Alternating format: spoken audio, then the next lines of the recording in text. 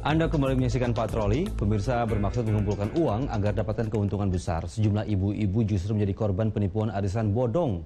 Janji iming-iming bunga tinggi yang menggiurkan hanya jadi kedok untuk bawa kabur uang para nasabah.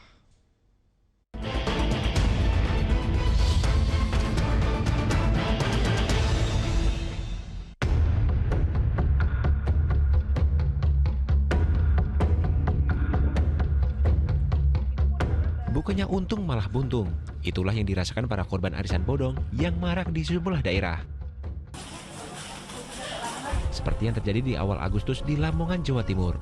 Puluhan mak-mak ramai datang ke Mapolres Lamongan guna melaporkan pengelola arisan. Mereka merasa ditipu. Uang arisan yang sedianya dicairkan 30 Juli lalu tak kunjung diterima. Kecurigaan kian memuncak ketika pengelola arisan hilang bagai ditelan bumi, termasuk akun media sosialnya.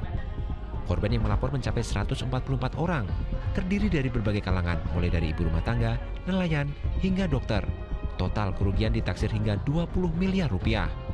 Awalnya tahun 2020, pembagian keuntungan berjalan lancar.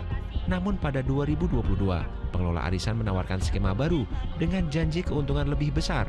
Janji yang nyatanya tak kunjung diwujudkan. Mereka menawarkan arisan itu jumlahnya misalkan nih 5 juta dapat 7 juta dengan jangka waktu sekian seperti itu. Bahkan ada juga yang mereka menyampaikan ada yang meninggal, bahwa orang ini meninggal dunia, menawarkan arisannya ternyata orangnya masih hidup. Ada juga dengan dalih bahwa ini butuh uang karena mau nikah. Ternyata mereka memakai DP orang lain tetapi nomor-nomornya sendiri dijabri ke dirinya sendiri. Kasus serupa juga terjadi di Cirebon, Jawa Barat. Merasa ditipu pengelola arisan hingga puluhan juta rupiah. Ibu-ibu ini ramai-ramai berkumpul di kantor Polres Cirebon Kota, Jawa Barat. Mereka mengadukan kasus investasi bodong berkedok arisan. Berkat laporan itulah, seorang perempuan pengelola arisan diamankan polisi dan ditetapkan jadi tersangka. Modusnya, tersangka menawarkan arisan melalui media sosial, menjanjikan keuntungan 20% dalam waktu 2 minggu. 2 tahun melancarkan aksinya, tersangka banyak menggait ibu rumah tangga.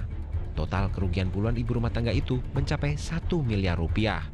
Ini adalah kejadian penipuan atau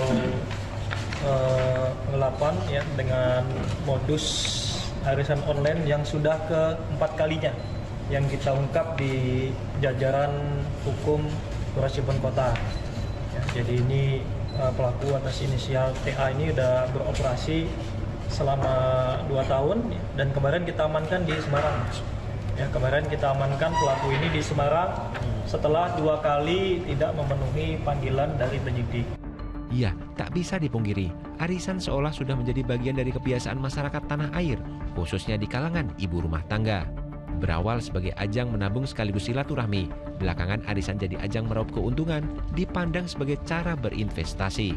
Padahal arisan sama sekali bukan cara investasi karena hanya sistem simpan beramai-ramai dan tidak membuahkan imbal hasil atau bunga. Momentum itulah yang kerap dijadikan celah bagi para penipu untuk menjaring korban. Ini mirip seperti skema Ponzi sebenarnya. Jadi dia merekrut orang lebih banyak jadi anggota, masukkan uang ke dalam arisan. Dari situlah kemudian dia bisa menawarkan imbal hasil yang lebih tinggi kepada anggota atau mereka yang sudah menempatkan uangnya terlebih dulu. Tapi juga ada peran pengawasan dari otoritas yang masih lemah. Agar tak terjerat arisan bodong, kuncinya pada pemahaman soal pengelolaan uang arisan. Jadi jangan hanya FOMO atau terpengaruh oleh ajakan rekan kerja, keluarga dekat, tapi tanpa mengetahui model bisnis dan juga resikonya. Karena ini juga menyangkut uang yang tidak kecil. Selain memahami sistem arisannya, kenali identitas pengelola arisan. Jangan mudah tergiur janji keuntungan besar apalagi instan. Segera laporkan bila ada yang mencurigakan. Tim Liputan melaporkan.